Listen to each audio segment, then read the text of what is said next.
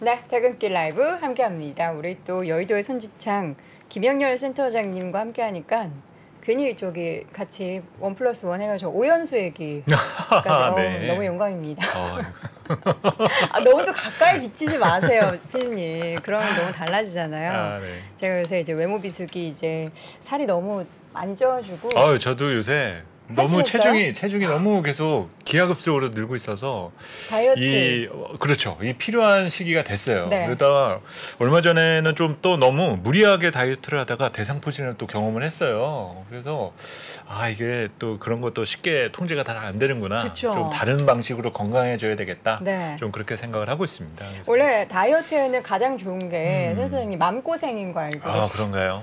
마음고생은 충분히 하고 있는데 엉뚱한데 또 영향을 주더라고요. 네. 사실은. 네. 자, 오늘 시장이 사실 상승 전환을 해서 우리의 마음고생을 조금 덜어내서 살이 찔 수 있는 시장인 것 같은데요. 그런데 아침에는 상당히 걱정을 하면서 출발을 했었거든요. 맞아. 주말 내내 전해 들은 소식이 그 다 카카오 내용들만 전해지다 보니까 맞아요.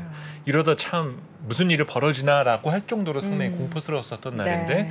다행히 시장 상황은 조금 안정감을 되찾으면서 마감이 됐습니다. 그렇다면 어떻게 마감이 됐는지 증시 셔터맨 IBK 투자증권 박근영 부장 만나보도록 하겠습니다. 어서 오세요, 부장님. 네, 반갑습니다. 네, 안녕하세요. 네. 우리 부장님 오늘도 네. 각이 살아있는 어떻게 항상 저렇게 군인 같으신지 모르겠어요. 군인이요? 눈에 지키셨대요. 네, 워낙 박 부장님하고는 예전에 이런 방송에서 여러 번 만나 배웠었기 때문에 네. 사실 오늘 같은 경우는 정말 믿고 갈 수 있습니다. 그래서 네. 오늘 시황 내용이나 네. 또 제가 놓쳤었던 것도 이런 것도 들어볼 수 있는 그런 시간이 될 것 같은데요. 믿고 보는 IBK 투자증권 박근영 부장과 함께 시장 전반적으로 분위기부터 좀 확인해 볼까요? 네, 이제 코스피는 미국 기대 인플레이션 지표 반등 때문에 미국 시장도 주말 별로 좋지 않았습니다. 네. 물가 상승 우려도 있었기 때문에 갭 하락하면서 시작은 한 25포인트 정도 하락해서 출발을 했죠. 2187포인트 언저리로 코스피가 출발했습니다. 기관 외국인 양시장, 현물과 그리고 선물까지도 순매도를 같이 이루어지면서 말씀하셨듯이 초반에는 수급이 굉장히 안 좋게 시작을 했죠. 오전 한때 원달러 환율이 10일 거래일 만에 1140원대 돌파도 되면서 약간 분위기도 수급적으로 좋지 않을 것으로 사실은 분석되는 분위기였습니다. 다만 이제 미국 재무부가 채권 매입을 검토한다는 보도가 나왔는데 약간 이건 갸우뚱할 이슈인데요.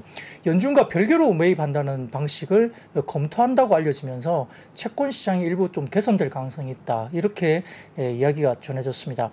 이에 따라서 외국인이 현선물 순매수로 전환했고 영국 재무장관 경질이나 법인세 인하 철회 이에 대한 여러 가지 이슈가 불거지면서 하락폭이 약간 되돌림이 이루어졌죠. 12시를 지나면서 양시장 플러스 전환을 보였고요. 장중에 미국 장단기 채권 금리 그리고 달러 인덱스 하향세가 보이면서 금융시장이 이제 변동성이 완화됐고 낙폭이 줄어들기 시작했습니다. 외국인은 10일 거래 연속 순매수를 나타냈기 때문에 이례적으로 수급에 어떻게 보면 지금 최근에는 주포로 이제 이야기 될 정도로 상당히 좀 방어적으로 잘 해주고 있는 부분인데 전기전자 업종 순매수가 유지가 그대로 됐고요. 유통이나 화학, 운송 장비 등의 매수가 이루어졌는데 매도는 서비스 업종에 집중될 수밖에 없죠. 결국 금융도 매도가 이루어졌고요. 이 카카오 관련 매물로 사실 추정될 수 있습니다. 코스피 2170선에서 반발 매수세가 유입됐다는 점 그리고 코스닥은 갭 하락 출발했지만 미국의 중장기 국채금리 하락에 개인 매수세 또 유입되면서 낙폭을 축소했고 코스닥에서는 외국인도 역시 이제 IT 부품이나 반도체 중심의 매수가 이루어졌다 볼 수 있습니다. 업종별 등락은 비금속 광물이나 보험, 의약품 등 상승 보였고 음식료나 서비스업, 건설 등이 하락세를 보였는데 이 코스피는 카카오 서비스 장애라든지 사우디 왕세자 방한 무산 등의 개별 종목 이슈에도 불구하고 낙폭이 제한되면서 올라왔다는 점이고요. 코스닥은 통신 서비스 중요 수익 부각되면서 IT 업종 전반에 강세를 보였던 특징이 있습니다. 이 하나 표를 먼저 보여주시면 중요한 이벤트가 장중에 나왔습니다. 그 2시 20분경 나온 이제 기사인데요. 네. 좀 띄워주시면 좀 이해를 하시기에 좀 편할 것 같습니다. 2시 20분경에 이제 헌트 신임 영국 재무장관이 오늘 영국 시간 또는 현지 오후 저녁에 중기 재정 정책을 발표할 것이라는 소식이 외신을 통해서 나왔습니다. 네. 이 정도 용어는 다 그냥 한눈에 다 보실 수 있을 것 같아서 따로 제가 해석은 안 드리겠습니다. 브리티시가 무언가를 네. 했다는 거죠. 그 시장은 이제 얼마 전 트러스 영국 총리나 전 재무장관이 발표했던 미니 예산에 대한 더 많은 되돌림을 기대하고 있기 때문에 이 부분이 2시 20분경에 상당히 중요한 이슈인데요. 관련 소식이 전해지면서 파운드화의 달러 대비 강세폭이 확대됐고 달러와의 약세폭이 좀 더 이어지면서 미국의 시간의 선물이 상승폭을 확대했습니다. 당연히 한국 증시도 여기에 따라 상승폭이 확대됐다 볼 수 있겠고요. 원래 예정된 날짜는 원래 10월 31일로 예정이 됐다고 합니다. 네. 이런 관련된 발표가 있을 거로 예상됐는데 이 단기적인 주요 변화를 오늘 발표를 먼저 하고 중장기 계획은 예정대로 말일까지 발표할 예정으로 알려졌습니다. 그래서 외신은 소득세 인하를 1년 정도 늦출 것 같다고 보도를 하고 있는 상황이고요. 토요일 인터뷰에서 헌트 신임 장관이 재정 지출이 기존안보다 크게 감소할 것이다. 그리고 희망했던 감세안도 불가능할 것이고 오히려 세금이 일부 늘어날 것이라고 언급한 상태로 돼 있는 상태입니다. 영란은행의 뭐 장기 국채 매입이 지난 금요일 14일로 예정대로 마무리된 것도 오늘 긴급하게 신규 재정 정책을 발표하는 이유로 시장은 판단하고 있는 것 같고요. 영국 신임 총리 실각 강세 높아지면서 대부분 이제 이런 부분들에 대해서 후임이 벌써 재무장관이었던 리시 수낙이라는 사람이 있는데 이분의 가능성이 뭐 이야기가 벌써 대두되고 있습니다. 수낙은 트러스 현 총리와 반대되는 상당히 깐깐하게 재정 운용을 선호한다는 사람으로 알려져 있기 때문에 이러한 뭐 변화가 이루어진다면 또 영국도 어떤 변곡점을 좀 이루어질 수 있겠죠. 더군다나 이제 중국 시장에서 상장사 주식 매입이나 해외 투자자 규제 완화 등 증시 부양 조치 준비 중이라고 시장에 또 알려졌죠. 그러면서 오후 시장이 상당히 좀 편안하게 이제 돌아섰는데 중국의 9월 지표와 3분기 경제 성장률 발표가 내일 예정되어 있습니다. 근데 윈드나 그다음에 블룸버그 모두 3%대 정도의 3분기 경제 성장률을 발표할 예정으로 컨센서스가 정해져 있는데 2분기 경제 성장률은 0.4%였으니까 윈드 같은 경우는 3.6% 추정하고 있고 블룸버그는 3.3% 성장을 추정하고 있기 때문에 내일 중국의 성장률이 나오면 또 중국 시장이 나쁘지 않은 변수도 되겠죠. 이런 부분들도 오늘 이제 오장에 좀 일부 선반영 먼저 됐고요. 신용이 이제 고점 대비 크게 최근에 감소를 했습니다. 아마 양시장 통틀어서 지난주까지 한 16조 4천억 정도까지 떨어졌는데 20조에 육박하던 시장이 어느 정도 이제 반응을 하면서 신용이 고점 대비 조금 감소했고요. 역시 이제 관건은 외국인 매수 일관성이 좀 더 이루어지느냐에 시장이 좀 더 안정성을 찾을 수 있는 변수로 이야기될 수 있겠습니다. 네. 이 영국 감세안 관련한 이슈는 사실 몇 주 전에 나오고 나서 뭐 하면 약간 뭘 철회하고 네. 약간 유예시키고 이러다가 그냥 감세안 얘기에 쏙 들어가는 거 아니에요? 뭐 하는 게 있습니까? 네, 뭐 역시 이제 이 부분 간단한 정리가 좀 필요한데요. 네. 일단 9월 30일 나왔던 감세안 규모가 450억 파운드 정도 수준입니다. 근데 10월 3일에 고소득층 감세안을 철회했는데 이게 20억 파운드 규모 정책 내용이기 때문에 그때는 영향을 별로 안 줬어요. 잠깐 반짝하다가 끝났죠. 근데 이제 BOE의 장기국채 매입 정책이 종료된 14일에는 악화된 여론이나 뭐 비판이 계속적으로 있었기 때문에 콰탱 재무장관의 경질 그리고 법인세 인상계획 철회안을 포기하고 기존의 안대로 19%에서 25%로 법인세를 인상하기로 결정을 했습니다. 법인세 인상안의 규모가 180억 파운드를 추정하고 있고 따라서 남아있는 감세안 규모가 약 250억 파운드 정도 수준이죠. 더불어서 이제 주말 사이에 새롭게 취임한 제러미 헌트 재무장관이 먼저 50억 파운드 규모의 기본소득세율 인하 정책부터 되돌리려고 지금 하고 있는 상황이고요. 해당 내용까지 적용을 한다면 원안의 절반 이하 수준인 200억 파운드로 더 줄어들게 됩니다. 그런데 여기에다가 추가적으로 꾸준히 감세한 규모가 줄어들 것으로 시장은 보고 있는 상황이고 아까 말씀드렸던 뭐 경질 이런 이야기도 계속 나오고 있잖아요.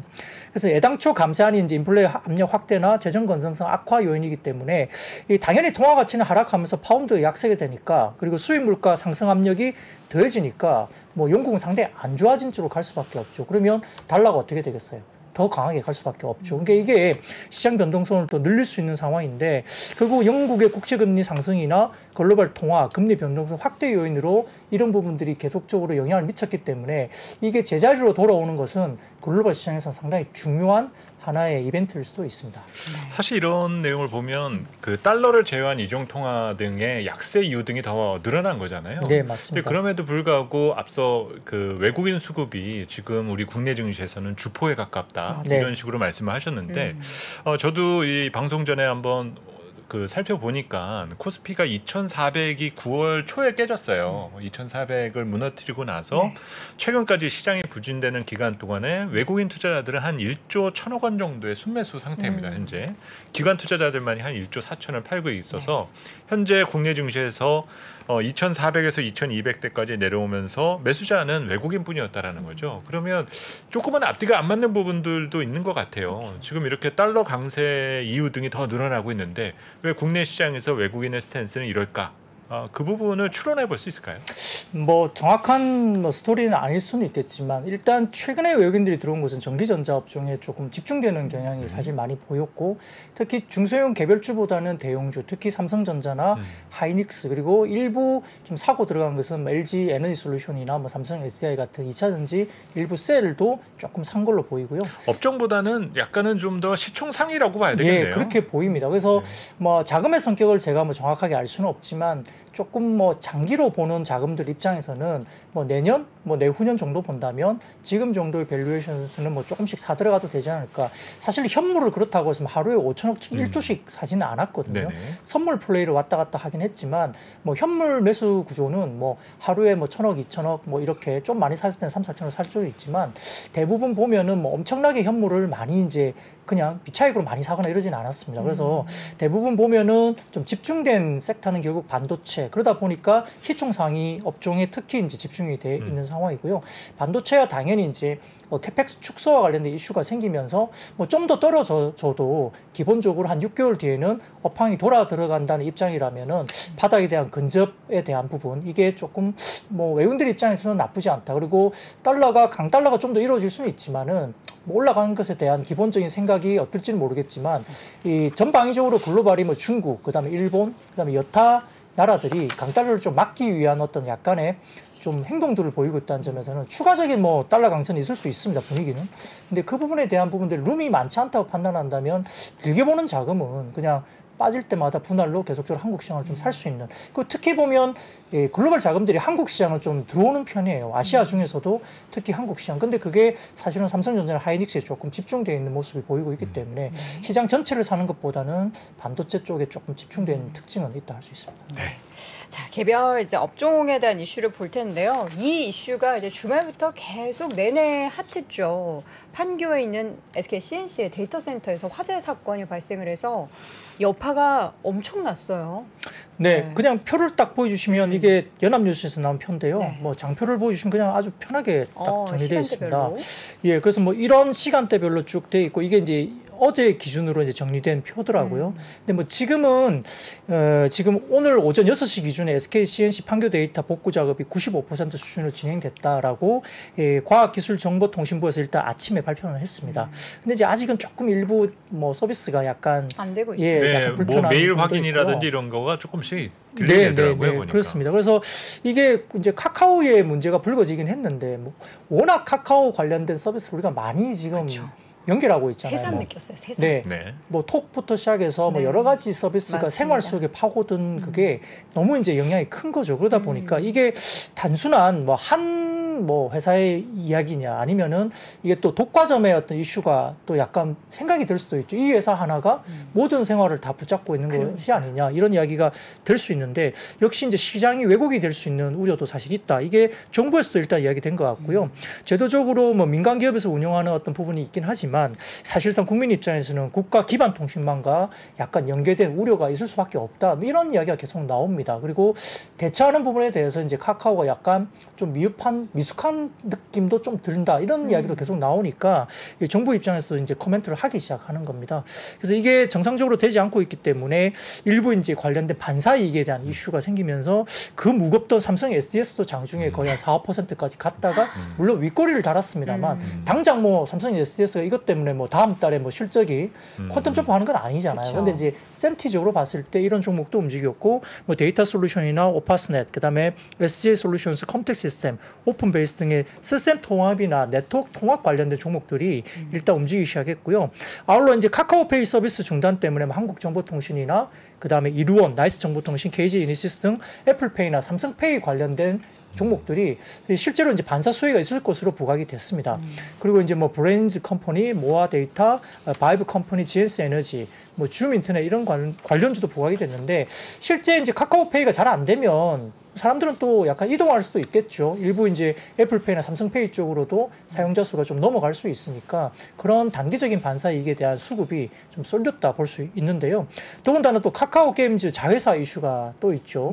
네. 지난번에 이제 자회사인 라이온하트가 상장 작업을 조금 이제 뭐 미룬다거나 이런 식으로 이야기가 나왔는데 그때 카카오 계열사가 반등이 나왔거든요. 근데 이게 한답니까? 내년 3월 상장 작업을 진행할 것으로 보도됩니다. 이게 뭐냐면은 상장이 안 되면 이제 1조 원 이상의 풋옵션이 있기 때문에 이 지분을 또 사줘야 돼요. 그러니까 카카오 그룹사 입장에서는 1조 원 이상의 돈이 또 그걸 지분을 인수를 해야 되는 부담이 있기 때문에 어차피 이걸 상장하는 거 아니냐 이런 이야기가 또 나오니까 오늘 같은 악재가 겹친 날 이런 자회사 상장권이 또 이제 불거지면서 좀 분위기는 좋지 않았는데 그래도 뭐 일단 낙폭을 좀 줄이긴 했습니다. 뭐 그렇다고 해서 이제 저점을 봤다라고 하기가 좀 애매할 정도로 최근에 또 증시에서 조금은 수급적인 문제라든지 그다음에 정말 턴을 할 수 있는 어떤 뭐 모멘텀이 하나 생겨야 되는데 당분간은 좀 광고비라든지 인건비, 고정비가 또 굉장히 높고 그다음에 여러 가지 부분에서 뭐 실적을 턴할 수 있는 이런 모멘텀을 아직 보여주지 못하고 있어서 단순히 빠졌다는 것만 가지고 이 회사가 이제는 바닥이다 말하기가 조금 어려운 뭐 그런 국면으로 처해 있습니다. 오늘 외국인이나 기관 동향은 어땠나요? 뭐 오늘 정확하게 다 제가 체크는 못했는데요. 일단 잠깐만요. 제가 한번 볼까요?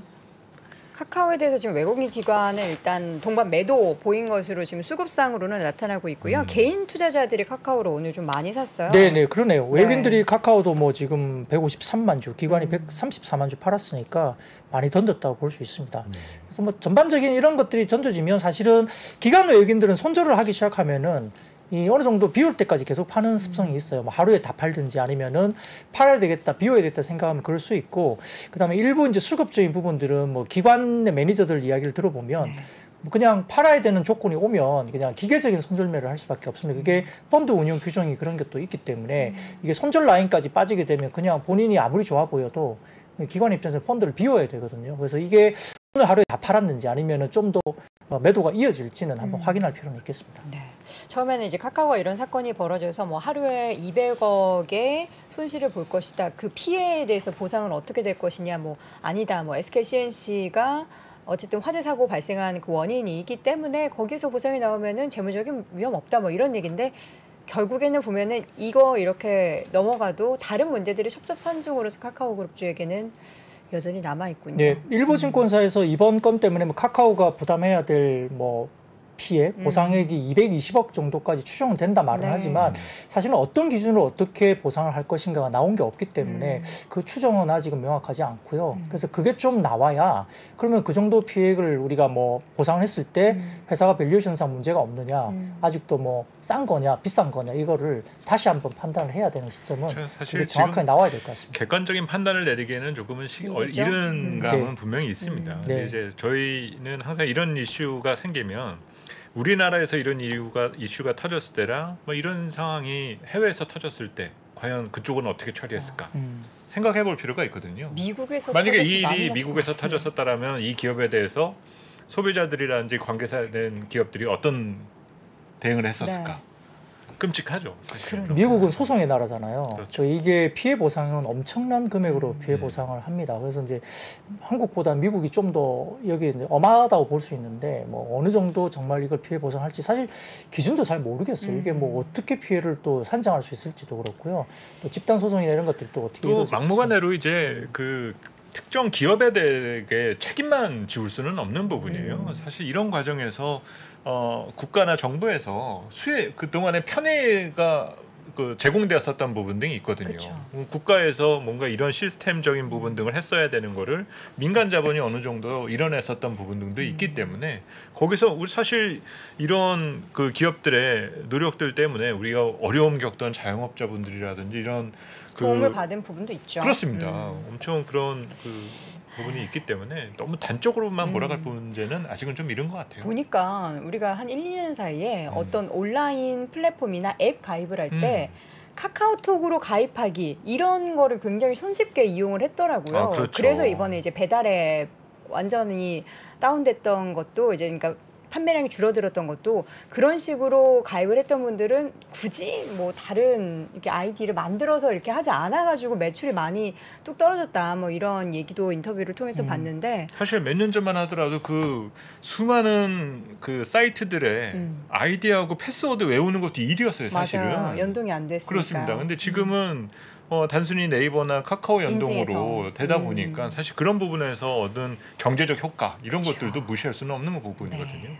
뭐 좋은 것도 있고 한데 네. 일단 안 좋은 것들이 카카오의 주가에 영향을 좀 안 좋게 미쳐서 우리 주주분들이 많이 힘드시죠? 힘든 것 네. 같습니다. 자, 다행히도 오늘은 뭐 양봉 전환을 하긴 했지만 낙폭을 줄였지만 카카오만 보더라도 6% 가까이 하락 마감을 했습니다.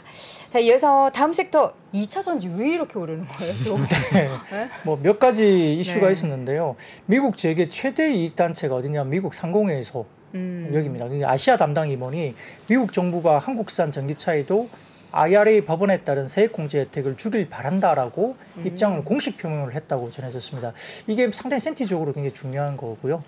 두 번째로 이제 양극재, 뭐 3분기와 4분기까지 양극재 관련주들이 실적이 굉장히 좋을 것 같다는 보고서가 외사에서 보고서가 나온 걸로 알려져 있고요. 그다음에 이제 LG 에너지 솔루션이 혼다에 이어서 판매량 기준 세계 1위 업체인 토요타와 배터리 납품 관련된 MOU를 맺을 것 같다 이야기가 나오면서 이것도 호재로 작용했습니다. 사실 글로벌 탑10 OEM 중에서 9개사를 모두 고객사로 LG 에너지 솔루션이 보유하게 됐으니까 상당히 좀 이례적으로 큰 폭의 어떤 뭐 고객사를 갖고 있게 되겠다라고 볼 수 있는 거고요. 참고로 탑10 OEM 글로벌 자동차 점유율이 글로벌 69%니까 탑10만 잘 잡고 있어도 정말 70% 가까운 점유율을 갖고 갈 수 있는 가능성을 일단 갖고 있는 거죠. 더군다나 테슬라가 독일 자체 배터리 공장 가동을 연기한다는 외신 보도가 나왔습니다. 이게 왜냐하면은 독일 경제지에 핸델스플라트라는 경제지가 있는데 24년 이전에 베를린 인근 유럽 기가 팩토리 공장에서 테슬라가 배터리셀 양산을 시작하지 않을 것으로 보도를 했는데 현재 그루엔하이데 현장의 배터리 연구가 전극만 다루고 있고 전극 공정이나 조립 그다음에 활성화 생산 단계에 대한 모든 장비가 텍사스로 옮겨지고 있다고 알려져 있습니다.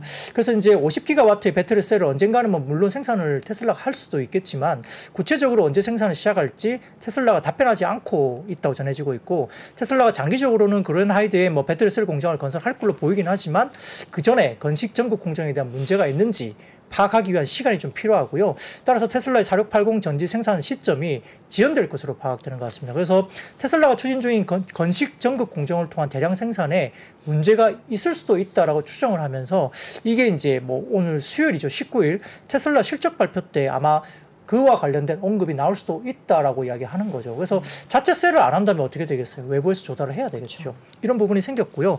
최근에 이제 중국 전기차 판매량이 올해 같은 경우는 작년 대비 100% 이상 증가했습니다. 특히 올해 2분기에 중국이 락다운 되면서 내수 진작을 위해서 전기차 판매를 엄청나게 정책적으로 밀었거든요. 그때 많이 올라갔는데 유럽은 오히려 역성장을 하고 있죠.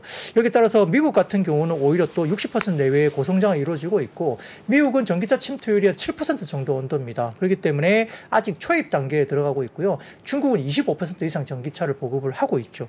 그래서 지금 내년 같은 경우로 본다면 중국 같은 경우는 올해 베이스가 너무 높기 때문에 성장률 둔화가 일부 내년은 나오겠지만은 지금 미국 같은 경우는 IRA 법안의 시행 원년이기 때문에 미국향 매출이 증가되는 기업에 대해서는 선별적인 우호적인 어떤 접근을 충분히 권고할 수 있다. 이렇게 지금 시장에서 분석됩니다.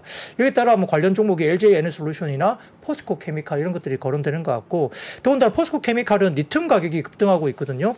표를 보여주시면 탄산리튬 국제가격 추이를 가져와 봤는데요.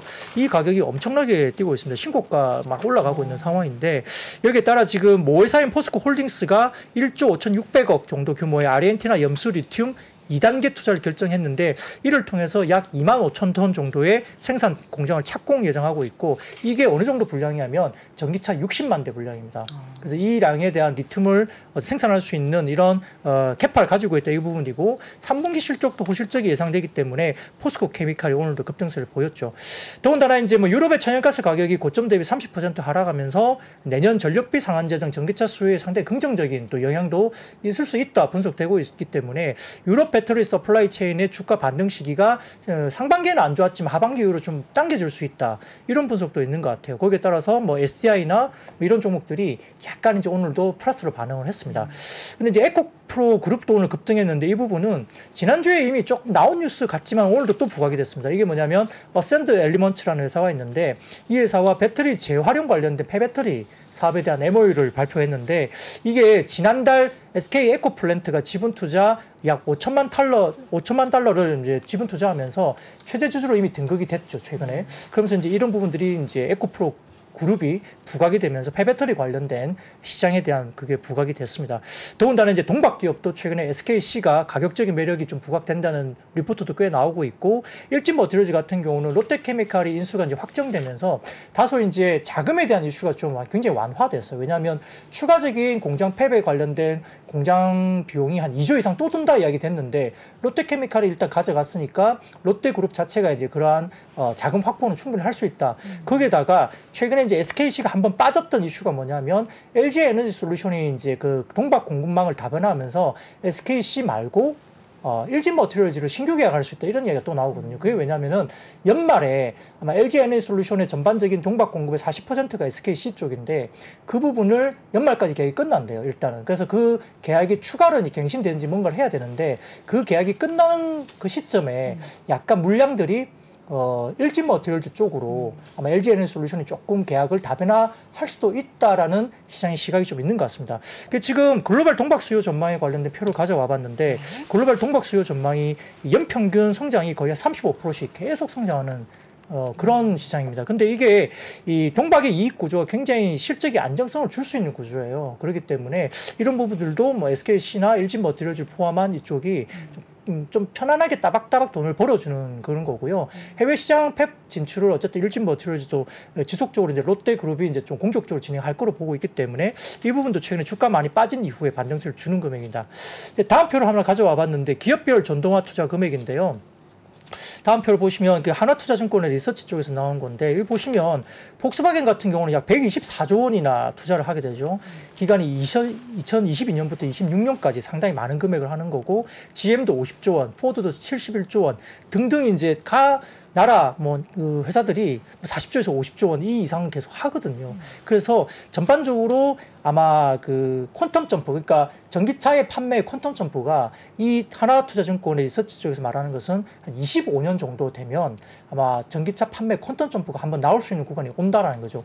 이 투자 관련된 타임 스케줄에 따르면 그렇게 분석된다고 보고 있습니다.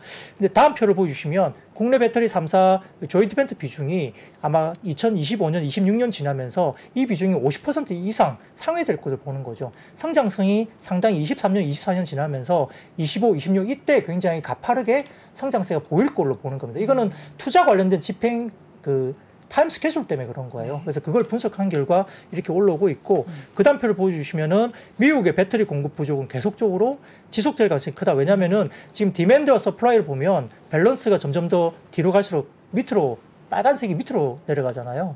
이게 뭐냐면은 결국은 밸런스가 무너지니까 이 디맨드보다 서플라이가 줄고 있다는 거죠. 그래서 점점 이제 셀에 대한 수요보다는 공급이 부족하다는 거예요.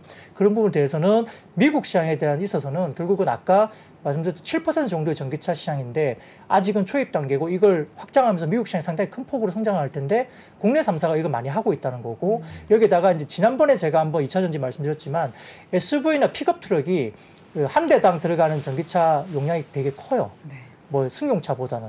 그렇기 때문에 그것도 굉장히 소모량이 미국 시장이 더 크다고 보고 있는 거죠. 그래서 이 관련된 셀 업체나 소재가 미국 쪽이나 유럽 쪽에 이 부분이 좀 포커싱 되어 있는 국내 셀이 결국은 좀 더 뭐라 그럴까 경쟁력을 가지고 주가 부분이 좀 긍정적으로 갈 수 있지 않을까 이렇게 이야기를 하는 것 같고요. 여기에다가 이제 추가적으로 이야기되는 것들이 이제 오늘 장비업체 중에 원익 P&E가 상한가를 장중에 거의 비슷하게 갔거든요.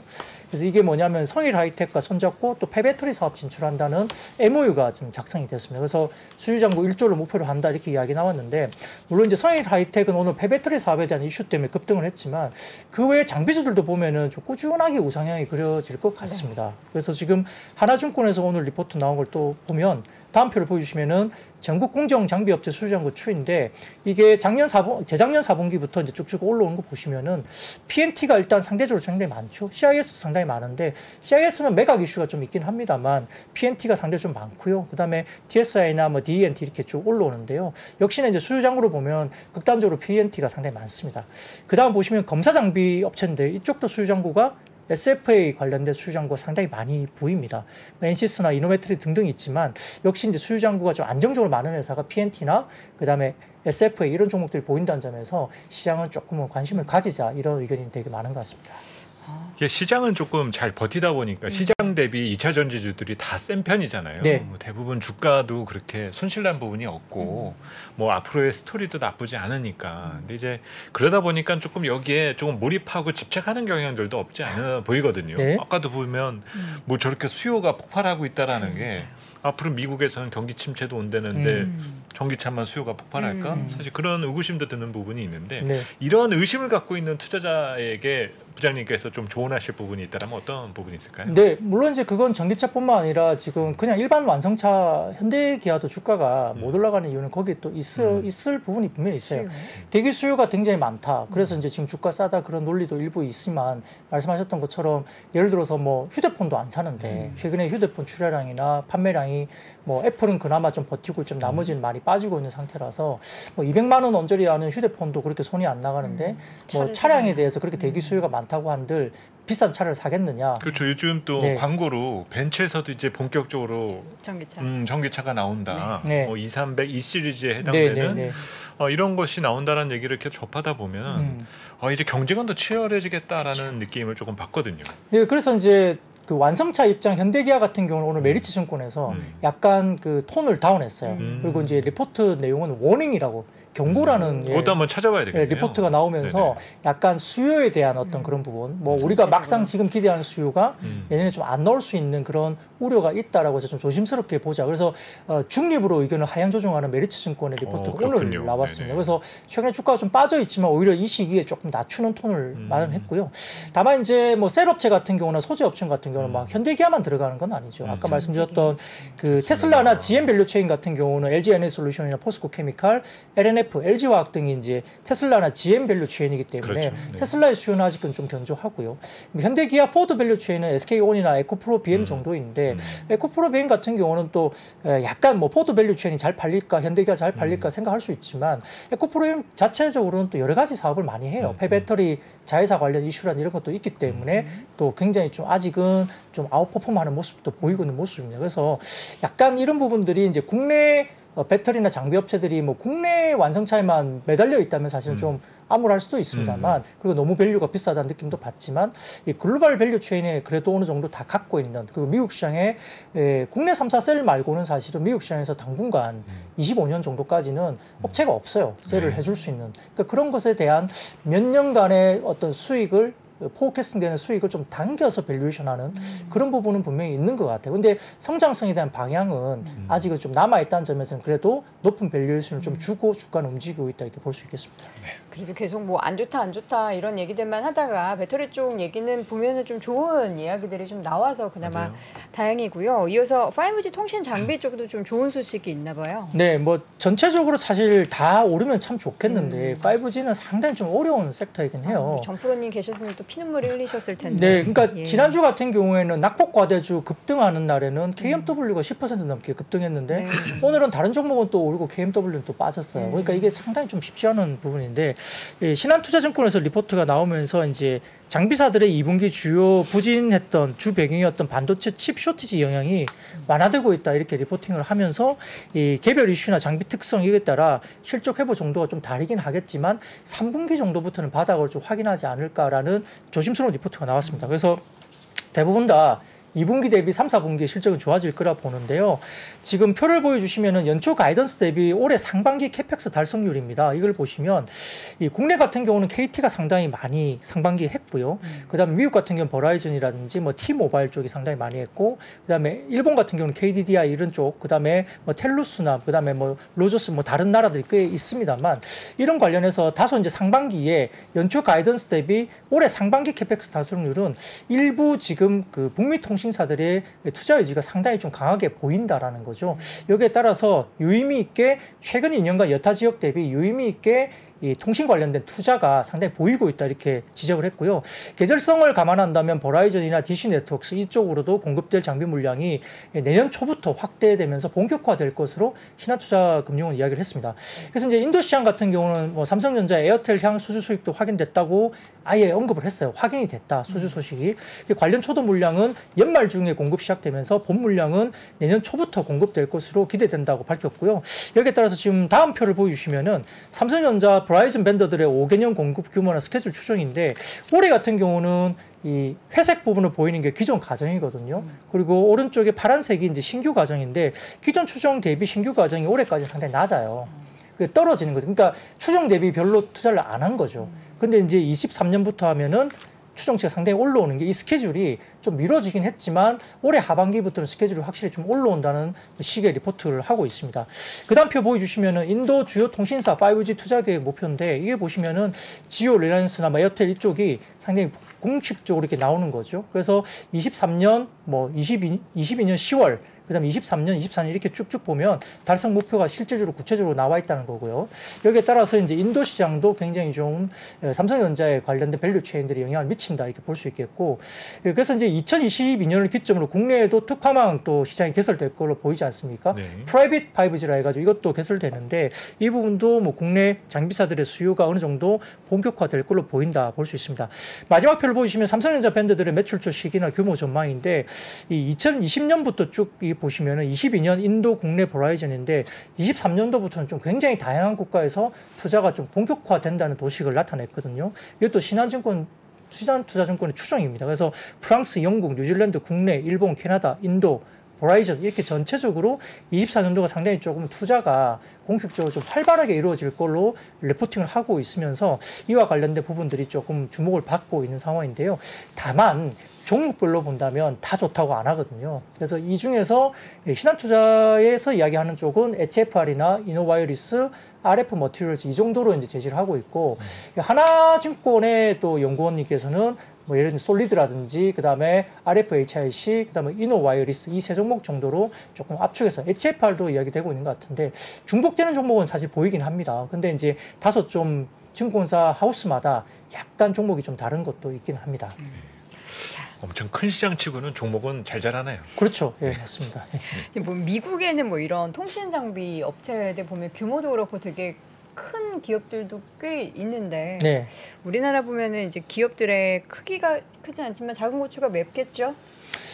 그렇긴 한데요. 사실 이제 좀 기대치보다는 5G 퀄리티에 대한 이슈가 상당히 많고요. 벌써 5.5 세대 뭐 이미 5.5G, 그 다음에 6G, 뭐 이 이야기가 벌써 나올 정도이거든요. 근데 뭐 6G라 해도 2030년일 거예요. 그렇죠. 2024년, 25년 정도 되면 5.5로 간다고 하는데, 근데 5G도 뭐 일간 이야기 해보면 5G도 제대로 좀 안 되는 것 같은데 그렇죠. 무슨 뭐 5.5냐, 6이냐, 맞습니다. 뭐 이럴 수도 있잖아요. 지금 네네. 투자를 하는 입장에서 우리가 느끼기에. 근데 거기에서 딜레마가 있는 거예요. 맞습니다. 예, 근데 투자 지원도 됐기 때문에 아마 그런 부분들 우리가 실생활에서 느끼는 부분이 아닌가 싶습니다.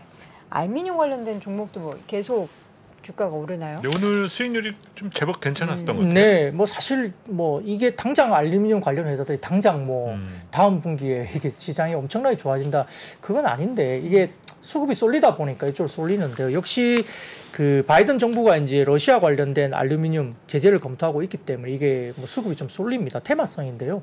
구체적으로 보면은 전면적 금지나 징벌적 수준의 고율 관세 부과라든지 알루미늄 생산업체 루살에 대한 제재 이렇게 이야기가 되고 있습니다. 사실 루살은 러시아 최대 알루미늄 제lum업체인데 세계 알루미늄 공급량의 6%를 차지하니까 굉장히 영향력이 있다고 볼 수 있는 상황이고요. 러시아는 중국 다음으로 세계 2위 알루미늄 생산 국가인데 사실은 미국이 러시아부터 전체 알루미늄의 수입에 10%나 의존을 했습니다. 그러니까 이걸 이제 제재한다면 사실은 가격이 좀 튈 수 있는 영향이 있는 거죠. 그래서 이제 지금 런던 금속 거래소가 LME라고 불리는데 러시아산 금속 공급 금지를 검토 중에 있다 이야기가 벌써 지난주에 나왔습니다. 그래서 지난 6일부터 3주간 공식 논의를 절차를 진행 중에 있는 걸로 확인되고 있고 조치가 시행되면은 전 세계 니켈 생산량의 9%, 알루미늄의 5%, 구리의 4% 차지한 러시아산 금속이 만기 이후에 선물 계약으로 런던을 통해서 거래가 될 수 없습니다. 그러면 이제 이게 가격의 변동성을 굉장히 키울 수 있는 입장이다 이게 볼 수 있기 때문에 그렇고요. 거기다가 오늘 좀 이렇게 불거진 이슈가 하나 더 있는 게 그 전일 국회 기획재정부 정태우 의원이 조달청에서 받은 22년 6대 비축물자 재고 현황에 따르면은 알루미늄, 구리, 주석, 니켈 등 4개 품목 비철금속의 비축량이 올해 목표치에 크게 미달하고 있다. 이렇게 전달이 됐습니다. 그래서 이런 부분들 때문에 2차 전지나 전기차 핵심 전략 산업의 공급망 안정에 힘을 써야 되는데 뭐 이게 재고를 어떻게 더 늘릴 거냐. 그러니까 결국은 이제 물량이 좀 모자란다는 개념을 계속 주는 거잖아요. 그러면 이제 뭐 가격을 더 올려 거나 뭔가를 비싸게 더 가져와야 되는 어떤 그런 이슈가 또 생기기 때문에 이게 이제 좀 시장에서 알려지면서 알루미늄 관련 종목이라든지 뭐 PJ 메탈, 뭐 이구 산업 뭐 이런 종목들이 좀 주가가 두각을 나타냈습니다. 네. 그분이 안 오신다고 일본만 오고 우리나라에 안 온다는 빈살만. 뭐 이게 네. 그 부산과 그 사우디아라비아의 어디 도시와 지금 경합을 벌이고 있는 엑스포 그것 네. 때문이다. 라는 얘기 있던데 그 안 와가지고 지금 현대건설 주가 엄청 하락했죠. 네, 뭐 특히 이제 정부 입장에서도 오늘 아까 뉴스를 잠깐 보니까 네. 뭐 온다고 이야기한 건 아니기 때문에 안 오는 것이 그래요? 무산된 건 아니다. 뭐 이렇게 아, 온다고 한 적도 없다. 정부가 왜냐하면 공식적으로 며칠로 온다 뭐 이렇게 발표가 없었기 때문에 그래요? 이게 또 무산된 거라고 보긴 또 어렵다. 뭐 이런 뭐 어쨌든 제목만 보면 그런 뉴스가 네. 나오긴 했습니다만 사실은 이제 이게 그냥 기대감이었죠. 만약에 이게 정말 한국과 사우디아라비아 수교 60주년을 맞아서 일단 온다고 했는데 이게 뭐 추진이 안 되면 약간 뭔가 이제 센티적으로 그렇잖아요. 이게 뭐 그렇죠. 뭔가 발주에 대한 부분들이 한국이 좀 불이익을 받나? 뭐 이런 생각을 하는 거죠. 근데 사실은 보면은 650조 원 규모의 뭐 건설 사업인데 이걸 관련해서 이제 발주가 나갔는데 네. 관련 종목들은 꽤 올랐어요. 사실은 한미글로벌 같은 경우도 물론 본계약을 한 건 분명히 맞죠. 관련주가 맞는데 주가 부분들이 또 상당히 많이 올랐고 제가 정확하게 기억을 한지 모르겠습니다만 또 이제 수급 이슈도 상당히 최근에 일부 좀 주가가 오르면서 뭐 약간 매도도 좀 나오는 듯한 느낌이 좀 들거든요. 그러다 보니까 다소 이제 좀 먼저 이제 선반영 됐다는 생각도 분명히 시장에 있는 상태에서 이게 뭐 올 사람이 안 오니까 뭔가 이제 차익 실현이나 이런 부분들이 좀 나오지 않을까 생각이 들고요. 다만 이제 오늘 같은 경우에 한국투자증권에서 현대건설 급락에 대한 코멘트를 좀 냈는데 사실은 현대건설 관련된 부분들은 뭐 네옴시티 더 라인의 170km 길이의 미러타워 관련된 지하에 들어가는 터널 공사를 뭐 삼성물산과 사실은 뭐 수주를 한 거죠. 그래서 실제 수주한 건 맞는데 뭐 인프라 관련된 공사 위주로 계속 수주는 이루어질 것 같다라고 이야기를 한국투자증권은 하고 있습니다. 그래서 이 방안 여부와 사실 별개로 뭐 터널이나 도로, PC 구조물 이런 인프라 공사 관련된 발주는 지속적으로 계속 나올 거기 때문에 해당 프로젝트 관련된 입찰은 뭐 그대로 뭐 차질 없이 참여를 할 거고 수주하는 과정이 계속적으로 반복적으로 이루어질 가능성이 크다라고 이제 분석을 했고요. 연결 기준 해외 수주 잔고가 올해 2분기 기준 27조 5천억 규모에 달하기 때문에 원가율이 합당하게 책정된 공사들이기 때문에 사실은 해외 공사 기대감은 현대건설 여전히 유효하다고 보면서 조금 오늘 빠진 것은 이례적으로 조금 과하지 않나 이런 멘트는 사실은 한국투자증권에서 오늘 장중에 발표를 했습니다. 사실 기업 가치 논하는 경우에 이런 뉴스 때문에 주가가 내리면 제일 힘 빠지거든요. 사실 이런 내용이 오고 안 오고에 대한 거를 우리가 기업 가치 산정할 땐 전혀 생각을 하지 않는데 네. 투자자는 이제 이런 뉴스에 따르면 이제 확대 해석을 하게 되잖아요. 그쵸. 무슨 일이 있는 거 아니야라고 하면서 이제 조금 하는 부분이 조금 힘 빠지는 그런 뉴스네요. 진짜로. 그렇죠. 오늘은 뭐 네. 근데 사실 문제는 선기대감으로 주가들이 움직였다는 많이 거예요. 움직였어요. 그게 그렇죠. 문제가 있는 거겠죠. 네. 뭐 실적이 확인 안 된 상태고 그걸 주가는 이미 반영해서 밸류에이션을 했기 때문에 네. 이런 게 나오니까 이제 팔자로 나오지 않을까 싶습니다. 네. 결국 어떻게 되는지는 사실 계속 지켜봐야지 실제적으로 수주가 되는지 안 되는지를 봐야 되는데 지금 원전 관련해서도 우리나라 기술력 굉장히 좋아서 기대했는데 뭐 중국 쪽으로 많이 수주가 갔다라는 얘기가 들려서 약간 좀 아쉬운 부분은 있는 것 같습니다. 자 마지막 좀 하이브 네. 오늘 채팅창에 보니까 하이브 급락 얘기를 많이 하더라고요. 네, 이제 하이브는 사실은 군대 입대 관련된 부분은 오늘 그렇게 큰 영향을 준 건 아니에요. 그리고 장 마감 후에 또 공시가 나왔는데 진해 입영 연기 취소 공시가 나오면서 사실은 병력 관련 불확실성이 4분기에는 어느 정도 뭐 제거가 될 것 같습니다. 뭐 좋은 방향이든 나쁜 방향이든 그래서 이제 그때 확실하게 이제 4분기 나오기 전까지는 조금 보수적으로 보자는 생각도 분명히 있는데요. 사실 오늘 빠진 이유는 넷마블 이슈가 더 큽니다. 그래서 이제 실제 넷마블 차입금 상환, 그러니까 미국의 소셜 카지노 회사 스피넥스 인수를 하면서 이 차입금이 있었는데 넷마블이 보유한 하이브 지분 18.2%를 담보로 약 10억 3,500만 달러, 약 1조 한 4, 5천억 정도를 이제 대출을 받아서 상환했다. 이게 나온 거거든요. 근데 최근에 이제 하이브 주식이 좀 많이 빠졌잖아요. 그러니까 지분 가치가 하락을 많이 했기 때문에 반대 매매가 나올 수 있지 않나라고 이제 시장은 우려를 했던 거예요. 그러면서 숏 물량 출회가 되면서 주가를 급락시켰는데 관련해서 확인된 바로는 반대 매매 계약 조항은 없는 걸로 확인됐습니다. 그러면서 장중에 아래꼬를 달고 조금은 낙폭을 줄이면서 끝나긴 했습니다만 시장에서 3분기 하이브의 영업이익은 약 600억 정도로 추정이 된다고 지금 일부 이제 보도가 되고 있습니다. 그래서 그렇다면 시장 컨센 충족은 되는 거 부분인데 앨범 판매가 뭐 3분기에 한 450만 장 정도 됐대요. 그래서 생각보다 괜찮게 했고요. 굿즈나 MD 같은 경우도 뉴진스 팝업 스토어라든지 부산 BTS 공연이나 세븐틴, TXT, 엔하이픈 월드 투어나 이런 쪽에서 굿즈 판매도 상당히 순조롭게 이루어졌다. 이런 부분이 있는데요.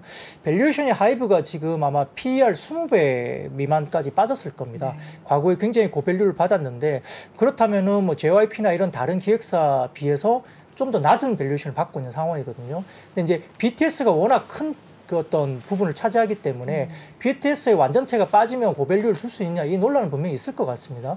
근데 다만 이제 하이브 입장에서 보면 이제 플랫폼이라는 게 아직은 그대로 유지가 되고 있고 플랫폼 기업 가치로 좀 봤을 때는 뭐 다른 기획 3사보다 좀 더 낮게 빠져 있는 밸류가 조금 올라가야 되는 거 아니냐 뭐 이런 시각도 있는 것 같아요. 근데 다만 이제 이런 부분에서는 이제 아까 말씀드렸던 BTS 관련된 그 입영 관련된 불확실성이 그래도 좀 좋은 방향이든 나쁜 방향이든 뭔가 확정이 돼야 시장에서 사람들이 이제 이게 정확하게 싸다 비싸다를 좀 논의를 할 수 있을 것 같다 그런 생각은 듭니다. 네, 마지막으로 오늘 히토리 관련한 종목들도 엄청 시세가 많이 났어요. 네, 이건 뭐 이것도 테마성인데요. 역시 이제 시진핑 국가 주석이 이제 대만 통일에 대한 강경 노선을 밝혔고요. 네.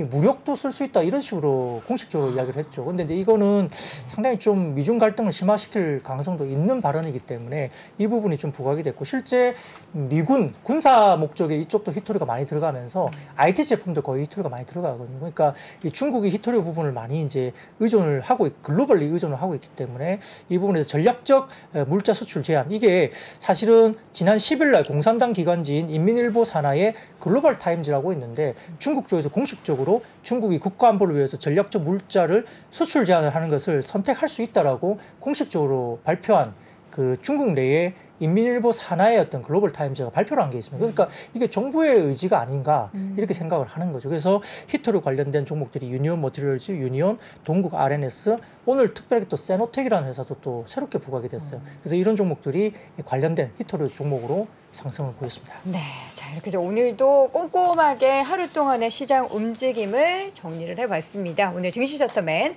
IBK투자증권 박근영 부장 함께했습니다. 고맙습니다. 네, 감사합니다. 직주 근접의 레벨이 더 높아지는 겁니다. 서울의 중요한 회사들은 광화문에 많은데 여의도 거주자들 중에 제일 선호하는 자리가 반포예요. 네트워크가 강남이 제일 좋아요. 인생에서 계속 바뀝니다. 적어도 저는 한 6년에서 8년에 한 번씩은 결론을 내야 될 게 인생에 따라서 결혼을 했냐 안 했냐, 아이를 낳냐 안 낳냐에 따라서 많이 바뀌겠죠. 부동산 입지의 변천사를 한눈에 살피는 대한민국 부동산 부의 역사.